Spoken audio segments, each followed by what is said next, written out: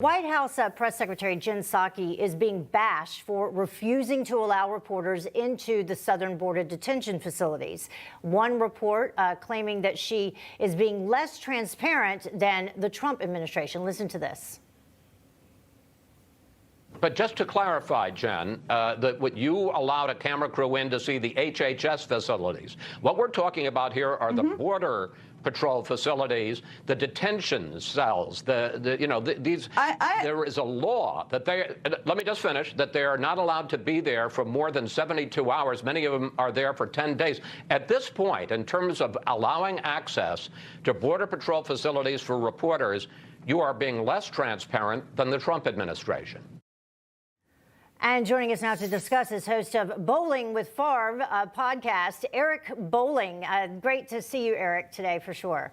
Thanks for having me, Heather. So you're probably seeing some of the video from our reporters down there at the border.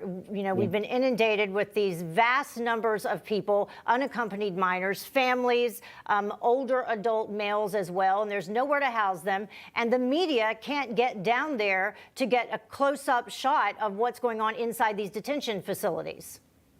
So just going back to Logan's reporting very quickly, some of the economic impact, the real economic impact of what's going on at the border. This is a humanitarian crisis brought on by the Biden administration, covered up by the White House, and basically being complicit or complied with by the mainstream media. You saw Chris Wallace asking Jen Psaki one question. Where was the follow-up question? Where was the, when are you going to close the border, Jen? When will we be able to see these detention facilities? By the way, they showed us a detention facility, which was DHS facility, not the border, at the border, which is an absolute humanitarian crisis. 772% overridden the number of people who are in these border facilities right now. We're not allowed to see them because they're hiding it in the media, which is being complicit with the White House, is covering up this massive Biden humanitarian crisis.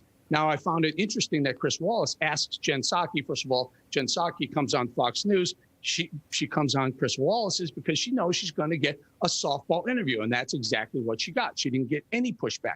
You remember the debate in 2020 where Trump was debating Biden? Remember how biased, how tough Chris Wallace was on current President Donald Trump at the time? Chris Wallace is liberal. Psaki knew she was going to get a softball interview. She got it. She got no pushback. The question was, the follow-up was, give us a date. Give us a date you expect us to be able to see border detention facilities at the border and see how they look to the whole media. Eric, you know, they're saying that there could be as many as 22,000 unaccompanied minors come across the border. In just April alone, we know that there were about 16,000 already in custody. We know the president lied last week, and I know that's a strong word, but he did. He said that they're sending most of these people back. They are not. Do you get the sense that ultimately we will get access to those facilities once they have moved those people out and either resettled them or started, pushing them out to other types of resettlement facilities? You know, you make a good point. We have to be careful what we wish for, because what they're doing, they're already doing it. The senators, 18 senators, went down to the border over the weekend. On the way back, on flights leaving McAllen, Texas, into Dallas and out of Dallas, there were migrants and unaccompanied. They're called unaccompanied alien children, UACs. And we can call them alien because that's what the government calls them. That's what they were. They were flooding the plains outside of there. So what they're doing is they're spreading these people out into our communities just to reduce the humanitarian crisis at the border, instead of what Trump did, which was send them back to where they came from, or told them to stay in Mexico. That's what mattered. April 2020, we're a couple days from April. April 2020, there were 16,000 border apprehensions. 16,000. We're at 116,000 already in March, and we're not even finished with March. We may see tenfold of a year ago hitting our border this time, and that's who we catch. Don't forget, the Biden administration is catching them, but they're holding them, and they're sending them into our communities. There's something called Title 42. It allows us to shut our border if there's a public health crisis happening. We should be using Title 42. We should be shutting down the border. Think of this for 1 second, guys. They want to close down our economies. They want to close down our businesses, the liberals, Democrats. They want to close down our schools, but they want to open our borders, and we don't know what's coming across that border. It's absolute hypocrisy and absolute insanity. Yeah, and the people benefiting off of it economically, the drug cartels. Well, they are.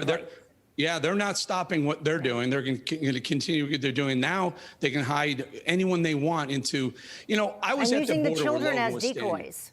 I was at the border where Logan was standing. The joke is, off to your left, you're standing from I was actually at Laredo, Texas. If off to your left, there's a legal border crossing. It's a huge facility. Within 200 yards, you can walk across the Rio Grande. You stood right in the Rio Grande. You can walk, you can throw a baseball, not even hit a golf ball, throw a baseball across. But even worse, Heather, if you were off to the right about 200 yards, there's a probably 3 to 5 mile an hour slow moving freight train that just goes back and forth. What do you think that's loaded up with? The joke of this is, the joke on the American people is that there is no border security. We're letting people come across. It's how we deal with them when they're here and when we catch them.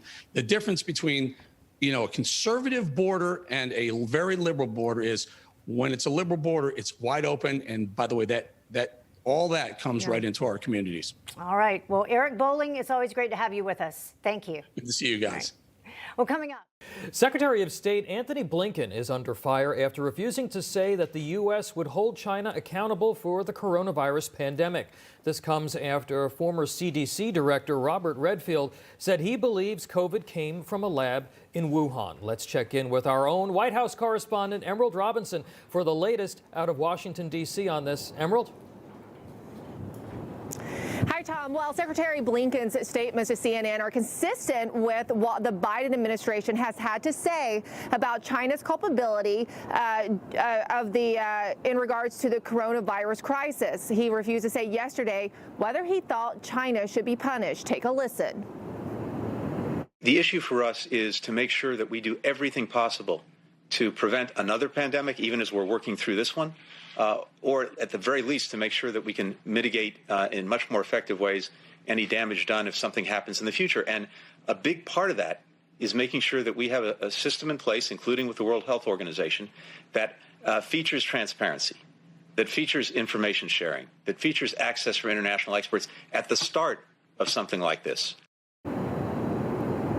Secretary Blinken went on to talk about this report that is forthcoming, has yet to be made public, from the WHO investigation in China. However, he and many others are questioning the methodology of that report, in that China had the opportunity to veto any scientists they didn't want to take a part of it. Scientists in the investigation didn't really take a look at records, and they didn't talk to key personnel who were part of the Wuhan lab that could have provided answers about the start of the crisis. Essentially, they also conducted the preliminary analysis. Many are suggesting that China essentially wrote this report, and based on the findings that are being reported by outlets like Wall Street Journal, who have seen the report that has yet to be made public, it sounds very China-centric. The findings say that it is likely that the coronavirus originated in an animal and it made its way to humans via a cold or food supply chain. It's saying that it's unlikely that it originated in a laboratory setting. What is also interesting about this report, according to the Wall Street Journal, is that it includes the hypothesis that it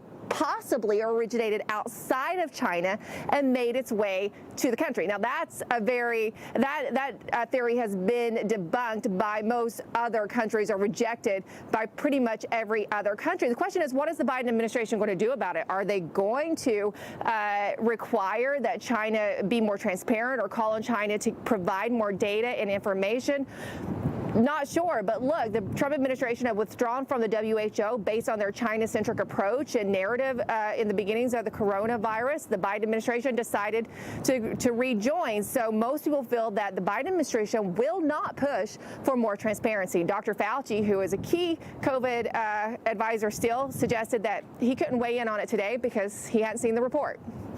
Tom, Heather. All right. Thank you very much, Emerald. Hey, I'm Rob Finnerty. Thanks for watching. If you enjoyed this video, please join the conversation in the comments below. Don't forget to subscribe, too. Hit the bell icon to be alerted to breaking news. And remember, there's a whole lot more on Newsmax TV, America's fastest growing cable news network. Newsmax TV, where real news for real people.